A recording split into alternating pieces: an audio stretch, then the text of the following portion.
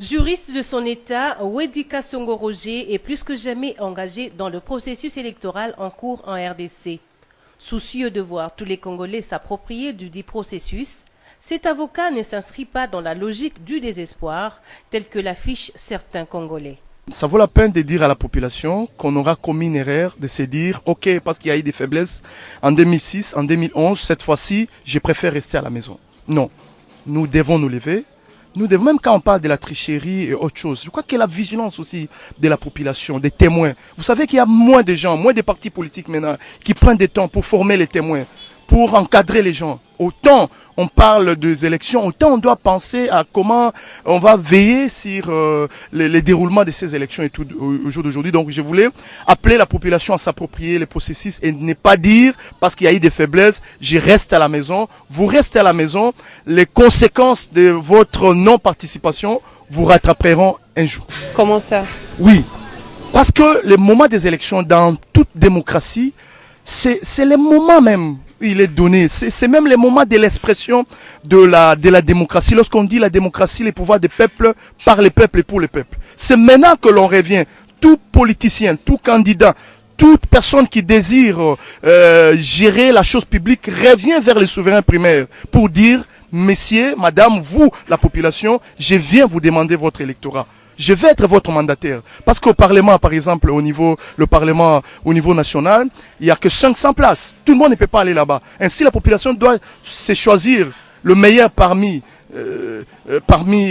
elles, voulais-je dire, pour envoyer au Parlement. Mais c'est le moment d'aller le faire. C'est le moment que la population doit dire, nous trouvons tel peut bien nous représenter, nous allons accorder les votes à celui-là pour partir. Mais quand vous restez à la maison, la situation risque de rester la même et nous allons continuer à nous plaindre. Pas de désespoir, pas de monnayage de voix non plus, mais tout électeur devait être motivé à voter et se choisir ses dirigeants sur base d'un programme d'action objectif et réalisable.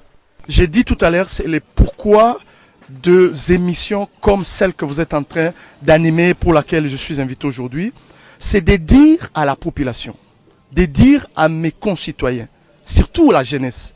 En 2006, nous avons voté sur base des moyens. On ne connaissait pas, on n'avait pas encore la maîtrise du processus électoral, c'est ce que ça voulait dire.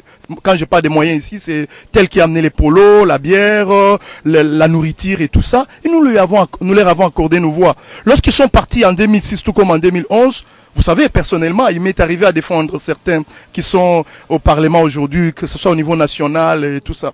Je parle à quelqu'un, j'ai dit, honorable, mais dans tel coin, chez nous, là, on ne vous voit pas. Il dit, non, maître, tu sais, j'ai beaucoup souffert. Il faut voir les gens quand ils viennent, la manière dont ils viennent.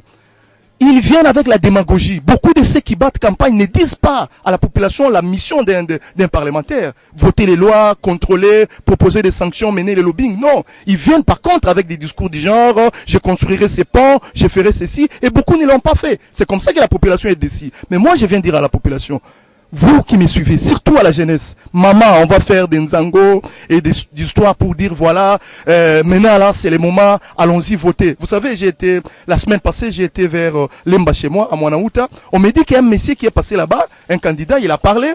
Après avoir parlé, il a donné 500 francs à chacun. Les gens se sont fâchés.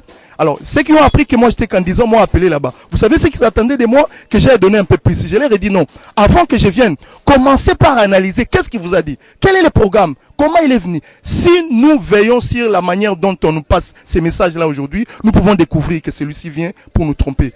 Celui-là, il ne pourra rien faire. Donc, au jour d'aujourd'hui, j'ai dit, en 2006, en 2011, on a voté sur base des moyens. J'arrive, je donne 2000 francs. Le lendemain, tel vient, donne 3000 francs. C'est lui qui a donné plus que moi est meilleur. Et c'est comme ça qu'on est retombé dans un cercle. On fait le cercle vicieux. Est-ce que cette fois-ci, on ne peut pas identifier? Nonobstant les faiblesses jusqu'ici enregistrées dans le chef de la CENI, ce candidat à la députation provinciale, natif de la commune de Lemba, se dit être excité d'assister à la première alternance et avoir un ex-président au lendemain du 23 décembre prochain.